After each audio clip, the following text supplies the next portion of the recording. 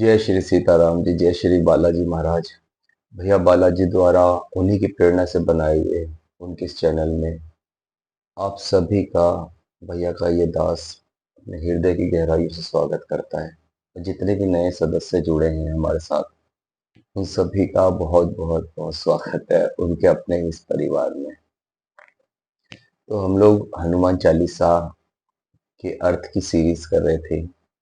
अर्थ जानने की कोशिश कर रहे हैं हम लोग। जो अर्थ किताबों में लिखा है उससे एक अलग कुछ ढूंढने की कोशिश कर रहे हैं, उससे अलग कुछ तात्पर्य देखने की कोशिश कर रहे हैं कि क्या जो अर्थ लिखा हुआ है, जो सब पढ़ते हैं हम लोग, सब जानते हैं, क्या इससे भी अलग कुछ हो सकता है जो भैया बालाजी बताना चाहते हो। जितना भी भैया ने मुझे बताया है, जितना भी ज्ञान हुआ है, तो मैं अपने भैया के इस चैनल पे उन्हीं के निर्देशों से ये आप सबको बता रहा हूँ। तो बाकी मुझे तो ऐसा लग रहा है कि जैसे जैसे हम लोग इस चैनल में आगे बढ़ रहे हैं, अ- मतलब हम लोग आगे अर्थ जानते जा रहे हैं चौपाइयों का, तो बहुत से भाई बहन हमारे साथ पीछे छूटते जा रहे हैं। तो आप लोग उससे बिल्कुल भी मत घबराइए, क्योंकि एक चौपाई को का अर्थ बताए हुए भी अगर एक एक हफ्ता हो जाता है तो बहुत कम लोग ही देखते हैं। जहाँ तक मेरा अंदाजा है कि 1000 में से शायद 100-150 लोग देखते हैं, और उसमें से भी पूरा कितना देखते हैं, शायद 40-50। समझते कितने हैं? 15-20 शायद समझ पाते हैं।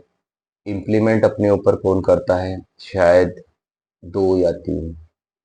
तो ये बहुत ही कड़ी परीक्षा होती है, ये इतना आसान नहीं है। और मैं इस चीज़ से बहुत खुश हूँ कि बहुत कम लोग ही अभी देखते हैं इसको, क्योंकि ये छन छन के हमारे पास आ रहा है। ये सिर्फ भीड़ इकट्ठी तो है, लेकिन उसमें से जो है ना, बहुत कम ही लोग हैं जो उसके तात्पर्य तक पहुंच पाएंगे।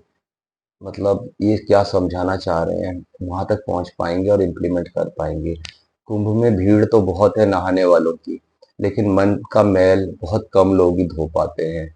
तो हमारे इस चैनल में, भैया के इस चैनल में, बहुत कम लोग ही होंगे जो समझ पाएंगे इस चैनल के बारे में, इस दास के बारे में, और जो हम समझाना चाहते हैं उस चीज के बारे में। तो बहुत से लोग चले भी गए हैं हमें छोड़ के, कोई बात नहीं। मैं बस 4 पंक्तियों से शुरुआत करूंगा, उसके बाद फिर हम अपने सफर को चालू रखेंगे।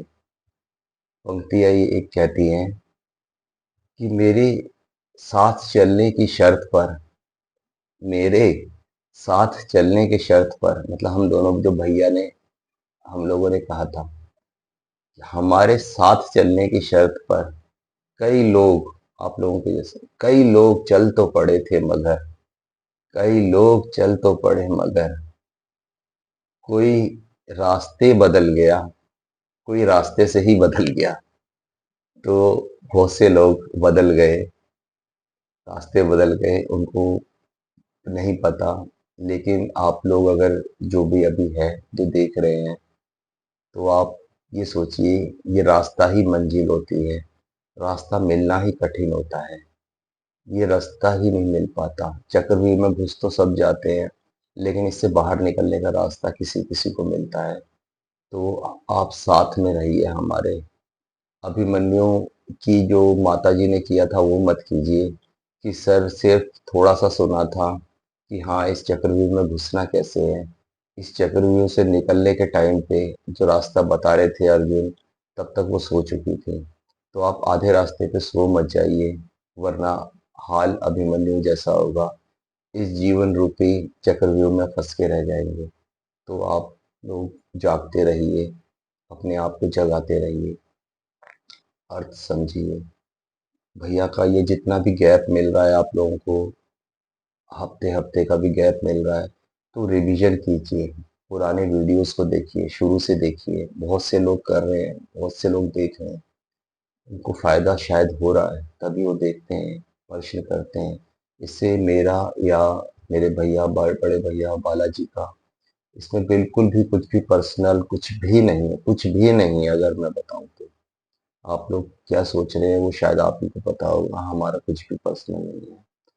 आप लोगों में से अगर किसी 2-4 के जीवन में भी फ़र्क आए, तो ये बहुत बहुत बड़ी बात है हम लोगों के लिए। बस हम उन 2-4 लोगों के लिए ही आप सोचिए कि अगर किसी को भी अच्छा लगता है, तो उन्हीं लोगों के लिए है ये चैनल। तो आज की जो चौपाई है, 10वीं चौपाई क्या कहती है? भीम रूप धरि असुर संहारे, श्री रामचंद्र जी के काज संवारे। तो जैसे हनुमान चालीसा में, जैसे गूगल में आप लोग सर्च करेंगे और चालीसा में आप लोग देखेंगे, तो वो क्या कहते हैं?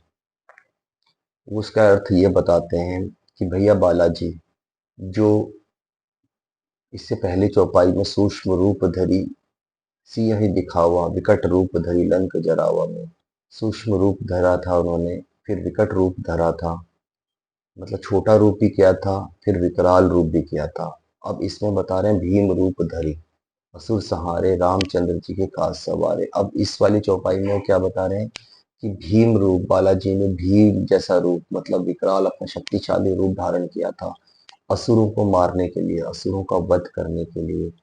और इसी तरह से उन्होंने श्री रामचंद्र जी के काज संवारे, रामचंद्र जी के जितने भी काम थे उन सबको सही कर दिया था। तो यही अर्थ सबको बताया गया है, जो अर्थ बिल्कुल सही है।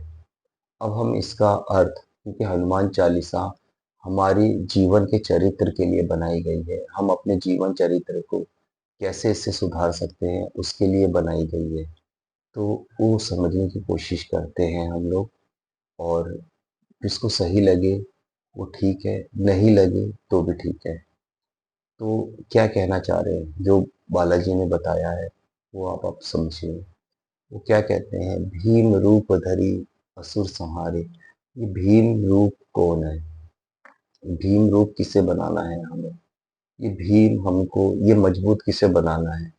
ये मजबूत हमें अपने आप को ही बनाना है, अपने मन को बनाना है। और ये असुर कौन है?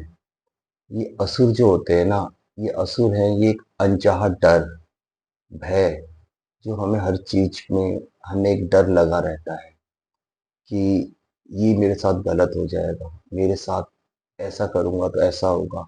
कुछ करने से पहले ही जो गलती या कुछ जो डर हम लोगों को सताता है, कुछ हमने काम किए हैं, उसके रिजल्ट आने से पहले ही जो हमको रिज मतलब नेगेटिविटी जो आती है हमारे अंदर में, एक अनचाहा डर। ये असुर कौन थे? वो असुर जो थे ये मायावी थे। माया से हमको डराते थे। माया एक बताते थे, माया एक चारों तरफ करते थे कि अभी ऐसा हो रहा है, आपके साथ ऐसा है, आपके साथ ये हो रहा है। तो एक माया रूपी होते हैं, ये मायावी होते हैं असुर जो होते हैं। तो ऐसा ही हमारा जो है ना, ये मन है, ये हमें मायावी है, ये हमको अलग अलग तरीके से जो है ना, ये हमको डराता है। एक अनचाहा डर जो नहीं है, जो कहीं पे भी नहीं होता है, लेकिन फिर भी हमको सताता रहता है कि हम कुछ नहीं है, कुछ नहीं कर सकते। तो क्या करें इससे? इसको कैसे हराएं? अपने आप को भीम रूप कैसे बनाएं? मन को मजबूत कैसे बनाएं? तो इसी चीज के बारे में ये चौपाई बताई गई है। बहुत ही गहरी है ये बातें, आप लोग समझने की कोशिश कीजिए। जीवन भर हमारे साथ ये चलता है, किसी को समझ नहीं आता है। बचपन से लोग इसी चीज में लगे रहते हैं। हर कोई किसी ना किसी के पास में कुछ ना कुछ ऐसी कुछ कमी होती है जिससे वो पार नहीं पा पाता। वो उसकी सबसे बड़ी कमजोरी जो होती है ना, वो यही होता है कि लोग क्या कहेंगे, वो क्या करेगा, वो क्या समझेगा मेरे बारे में, वो क्या सोचेगा, दुनिया वाले कैसे रिएक्ट करेंगे। तो ये कमजोरी लेके बहुत से लोग पैदा हुए हैं। यही एक ये असुर है, ये ऐसी यही चीज डर रहे हैं हम लोगों को। इस चीज से हमको पार पाना पड़ेगा। उस पार पाने का सबसे अच्छा तरीका है कि हमें, जो हम बालाजी के साथ जो जुड़े हैं, अपने मन को उनके साथ में जोड़ना है और उस चीज को मजबूत करना है। हमें वो रास्ता दिखाते हैं। उस डर के आगे ही जो है हमें जीत मिलेगी। हमें उसका सामना करना पड़ेगा। बहुत से डर ऐसे हैं जो हमारे पूर्व जन्म के हैं, जो हमारे कर्म ही हमें डराते हैं। कुछ जो हम गलत काम करते हैं, हमें पता होता है और हमारे परमात्मा को पता होता है। हमें लगता है कि तीसरे को नहीं पता है, किसी को नहीं पता है, लेकिन वो हम और हमारा परमात्मा जानता है। वो डर हमें सताता रहता है।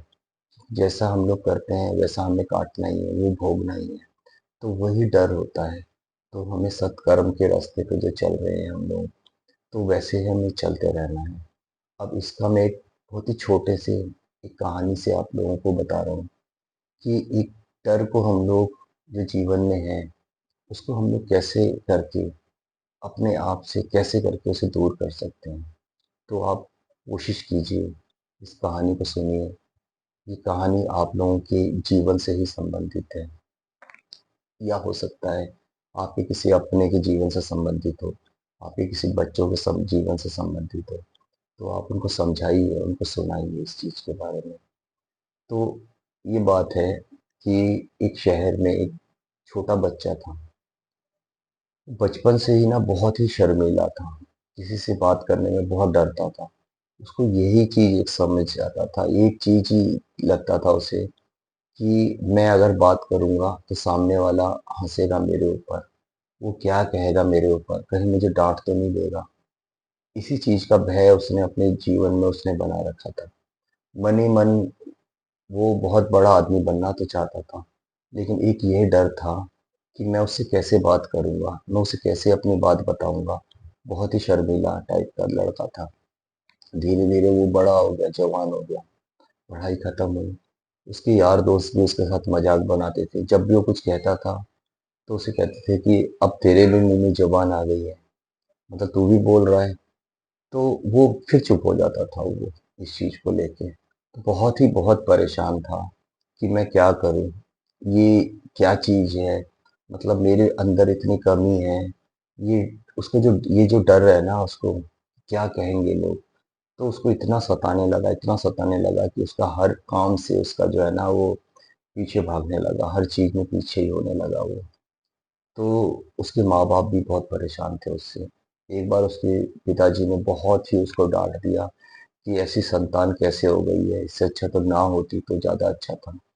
क्योंकि कुछ कर्म हमारे ऐसे होते हैं जो हमारे ऊपर इतने हावी हो जाते हैं, कुछ आदतें हमारे ऊपर इतनी हावी हो जाती है, हमारा मन इतनी नेगेटिविटी फैला देता है कि हमारे चारों तरफ के वातावरण को दूषित कर देता है। सब परेशान हो जाते हैं हमसे, और उन लोगों की भी एक सीमा है सहने की। तो उन्होंने ऐसे बोल देते हैं, कोई हमें बता देता है कि हाँ, मतलब ये कैसे हो गया? कोई भी माँ-बाप नहीं चाहता ऐसे डरा हुआ, सहमा हुआ बच्चा उनके साथ रहे।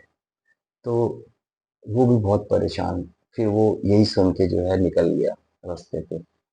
रास्ते पे निकलने के बाद वो पहाड़ के ऊपर गया और अपनी सोचा कि भगवान ने उसको ही ऐसा क्यों बनाया? बाकी तो सब सही है।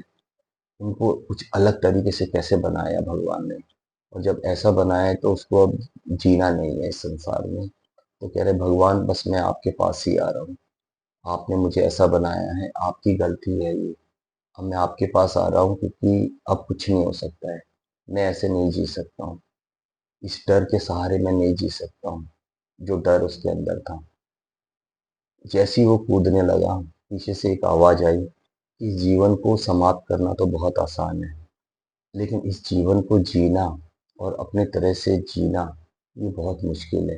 ये जीवन तुम्हारा दोबारा वापस नहीं आएगा। वो रुक गया। रुकने के बाद उसने पीछे देखा। पीछे एक भिक्षुक था, एक साधु संत थे, एक गुरु थे। उन्होंने गुरुजी को देखा कि आप कौन हो गुरुजी? तो उन्होंने बोला, मैं कोई भी हूँ, तुम मुझे अपनी समस्या बताओ। क्या समस्या है जो ये तुम करने वाले थे? तो उसने बोला नहीं, क्योंकि वो बोल ही नहीं पाता था वो इतना संकोच में हो गया कि उसने बोला नहीं, कुछ भी नहीं है, मैं सब सही हूँ, बस मैं तो यहाँ पे हवा खाने के लिए आया था, मैं तो यहाँ पे बस टहलने के लिए आया था। गुरु सब जानते हैं आप लोगों के बारे में, कौन कहाँ क्या गलती करेगा, क्या कर्म करने वाला है। तो उन्होंने बोला नहीं बेटा, तुम जो गलत कदम उठाने वाले थे, उस समस्या को बताओ मुझे, शायद मेरे पास उसकी समस्या का हल है, मैं उसका हल बताऊंगा। वो कहते नहीं गुरुजी आप चले जाइए, मेरी कोई समस्या नहीं है, बस मैं ऐसे ही आया था, क्योंकि वो डर है उसके अंदर कि मैं कैसे बताऊंगा अपनी बात को। तो गुरुजी कहते हैं कि ठीक है, मैं तो चला जाऊँगा, लेकिन अगर मैं एक बार चला गया, तो दोबारा लौट के नहीं आऊँगा। ऐसे ही हमारा जीवन है। हमारे जीवन में कभी-कभी कुछ ऐसे लोग आते हैं, कुछ ऐसे गुरु आते हैं, जो आपको कुछ बताना चाहते हैं, कुछ आपकी समस्या का समाधान बताना चाहते हैं। लेकिन आप लोग नहीं समझ सकते हो, नहीं समझते हो, नहीं समस्या बताते हो। फिर एक बार जब वो चले जाते हैं, तो फिर वो लौट के नहीं आते। तो ऐसे ही वो गुरुजी जाने लगे। फिर अचानक से उस लड़के को ये दिमाग में आया कि जीवन तो खत्म होने ही वाला है। एक बार पूछ के ही देख लेता हूँ, शायद इनके पास हो हल। तो उन्होंने आवाज़ लगाई कि मेरी समस्या बहुत बड़ी है गुरुजी, आपसे सॉल्व नहीं होगी। अगर सुनना चाहते हैं तो सुन लीजिए, अगर आपका मन है तो। तो वो जाते-जाते गुरुजी रुक गए। तो ऐसे ही है, अपने गुरु को दिल से आवाज़ लगाइए, पुकारिए, अपने परमात्मा को पुकारिए, बालाजी को, कि मेरी ये समस्या है। संदेह मत कीजिए कि आप उनके पास हल है कि नहीं है। तो ऐसे ही उसने बोला, तो गुरु वापस आए। उन्होंने बोला बताओ, फिर क्या समस्या है? तो उसने जो बताया कि मेरी यही समस्या है कि मेरे अंदर में संकोच बहुत है। मैं बहुत ही शर्मीला हूँ, मैं बहुत ही सीधा हूँ। मुझे अंदर डर रहता है, मैं किसी से कुछ कह नहीं पाता हूँ। अब इसका हल बताइए। वो बताते हैं कि मैं इसका हल बताऊँगा, लेकिन मेरे पहले आपको एक काम करना पड़ेगा, उसके बाद मैं इसके समाधान बता दूँगा। बोलते हैं बताइए कि आप जाओ और अपने पिताजी से कुछ पैसे लेके आओ। बोलो मुझे बिज़नेस करना है। अब वो दुनिया में शायद अपने पिता से ही सबसे ज़्यादा डरता था वो लड़का। तो बोल रहा है गुरुजी कैसी बात कर रहे हो? मैं उनसे के सामने मेरी ज़ुबान भी नहीं खुलती है। मैं कैसे बोलूँगा उनको कुछ भी? कह रहे आप जाओ तो सही। तो फिर भी क्योंकि उसको अपनी समस्या का समाधान चाहिए था, तो उसने कहा ठीक है मैं कोशिश करता हूँ। वो गया, उसने अपने पापा को बोला, और जब पापा और माँ ने देखा कि मेरा बेटा वापस आ गया तो बहुत खुश हुए वो, कि चलो इसने कुछ गलत कदम नहीं उठाया। उसने बोला कि मुझे कुछ पैसे चाहिए, मुझे कुछ अपना काम धंधा करना है। तो पिताजी बहुत खुश हुए, बहुत ही ज़्यादा खुश हुए। उन्होंने उसे पैसे दिए कि बेटा इतने पैसे बहुत हैं या और चाहिए? उन्होंने कहा नहीं, नहीं, बहुत हैं, क्योंकि उसे खुद भी नहीं पता था उसे क्या करना है। उसे तो सिर्फ़ अपनी समस्या का समाधान चाहिए था। फिर वो गुरु के पास गया, गुरु को बोला कि ये जी पैसे हैं, मैं ले आया, अब आप मुझे इस समस्या का समाधान बताइए। गुरु ने क्या बोला कि नहीं, एक काम और कर दो बस, फिर मैं बताता हूँ। कह रहे अब कौन सा दूसरा काम बता दिया आपने, समस्या का समाधान बताइए। कह रहे नहीं ये काम करो, फिर मैं आपको बताता हूँ। तो कह रहे बहुत सोच के कि चलो ठीक है, करता हूँ। बताइए क्या करना है? ये पैसों को पिताजी को वापस कर दीजिए। बोली अभी मुझे इसकी कोई ज़रूरत नहीं है, और जब ज़रूरत होगी तो मैं माँग लूँगा। फिर वो मतलब घर आया, क्योंकि उसे समस्या का समाधान तो चाहिए था। पैसों से उसे पता ही नहीं था क्या करना है। उसने पिताजी को पैसे दे दिए कि पिताजी ये पैसे रख लीजिए, जब ज़रूरत होगी तो मैं माँगूँगा, अभी मेरा विचार बदल गया है। उसके दिल में बहुत डर था कि अभी फिर मुझे बहुत सुनाएँगे, ये ताने मारेंगे। लेकिन पिताजी ने बोला कि बहुत ही अच्छा लगा बेटा तुमने ये कहा, क्योंकि हमें किसी भी कार्य को करने से पहले उसके बारे में उसकी पूरी जानकारी ज़रूर होनी चाहिए। तब हमें कोई नई शुरुआत करनी चाहिए। हमें उसके बारे में उतना ज्ञान लेना चाहिए हमें, तब जाके ये करना। लेकिन फिर भी तुमने बोला, तो मैं उस दिन का इंतज़ार करूँगा, जिस दिन तुम पूरी नॉलेज लेके मुझसे ये पैसे माँगोगे। फिर उसने बेटे को गले लगा लिया, तो बहुत ही खुश हुआ कि पहली बार पापा ने मुझे अपने गले से लगाया। बहुत खुशी-खुशी वो गुरुजी के पास गया, कि गुरुजी अब तो बता दीजिए आप कि मेरी समस्या का समाधान क्या है? अब गुरुजी ने एक चीज़ और बताई।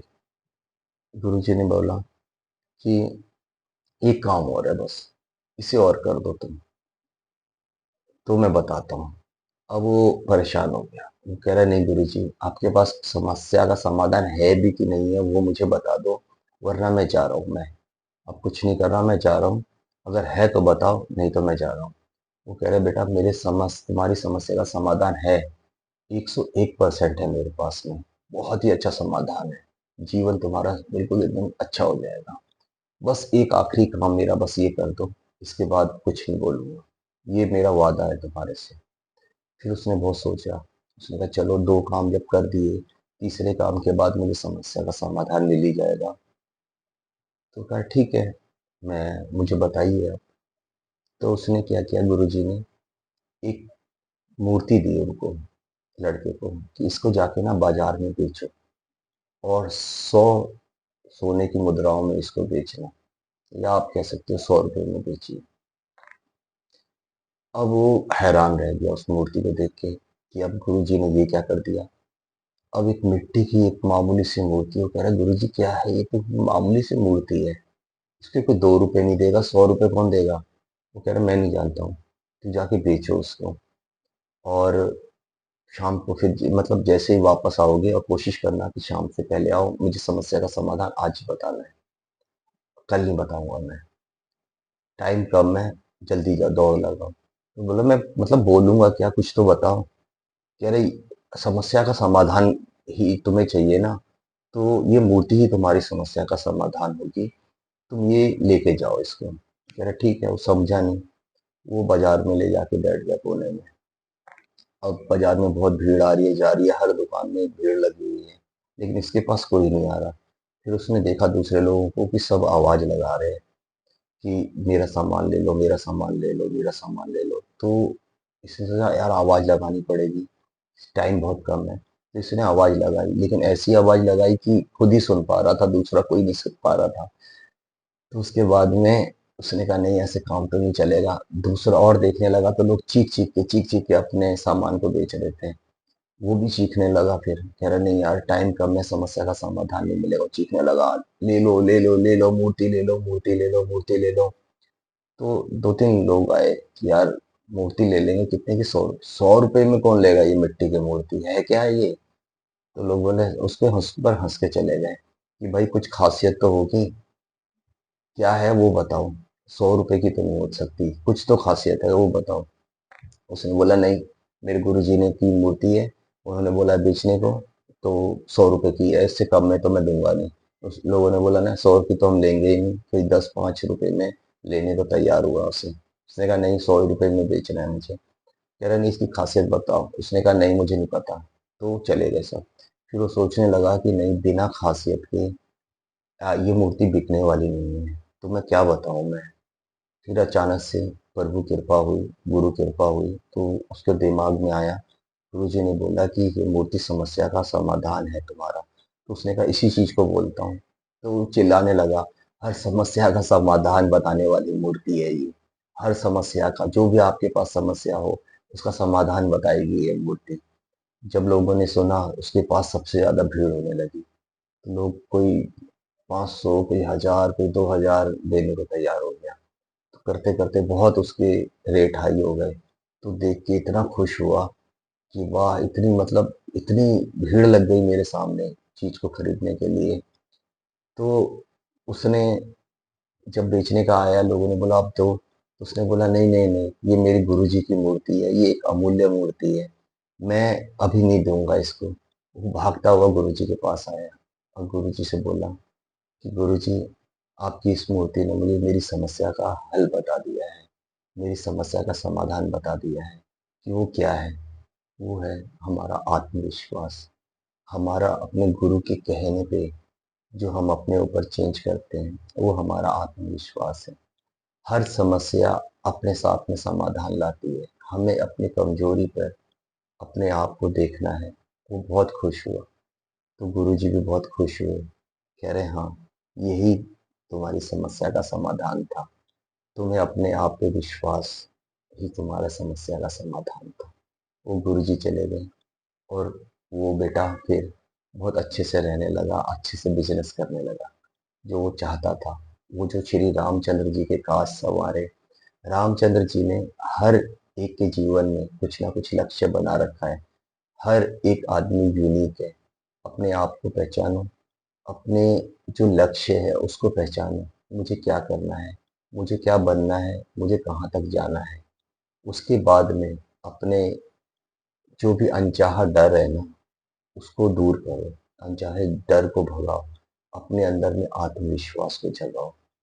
तब जाके हम लोग रामचंद्र जी के जो भी काज है, जिस लिए भी हमें बनाया है ना, हम उस मंजिल तक हम ज़रूर पहुँच पाएँगे। तो उम्मीद है आप लोग कुछ समझे होंगे। तो यही ये चौपाई बता रही है कि हमें इस अनजाने डर से, हमारे गुरु के माध्यम से जो वो हमें बताने की कोशिश कर रहे हैं, या हमें अपने अंदर में इतनी आत्मशक्ति लाना है, अपने मन को इतना भीम रूपी बनाना है, इतना मजबूत बनाना है कि हम उस अनजाने डर से बाहर निकल सकें, दुनिया के सामने आ सकें, हम जीत सकें, अपने डर पे जीत सकें। और तब जाके हैं हमें जो भी रामचंद्र जी ने जो काज दिए हैं, जो हमारे जीवन का लक्ष्य है, उद्देश्य है, हम उसको पा सकते हैं। तो इसी के साथ ही जो भी यहाँ तक पहुँच पाया है, भगवान बालाजी की असीम कृपा है उनके ऊपर कि वो यहाँ तक देख भी पाए हैं हम लोगों को। तो आप लोग समझिए, इस चीज़ को समझने की कोशिश कीजिए कि प्रत्येक शब्द में चौपाइयाँ आपस में बहुत इंटरलिंक है। वो हमें क्या समझाना चाह रही है, क्या बताना चाह रही है। और जितने आप अच्छे रिसीवर होंगे, उतने अच्छे आप लोग रिसीव कर पाएँगे हमारे मैसेज को। तो अपने आप को खाली रखिए हमारे संदेश को पहुँचने के लिए, तभी हम लोग अच्छे से पहुँचा पाएँगे।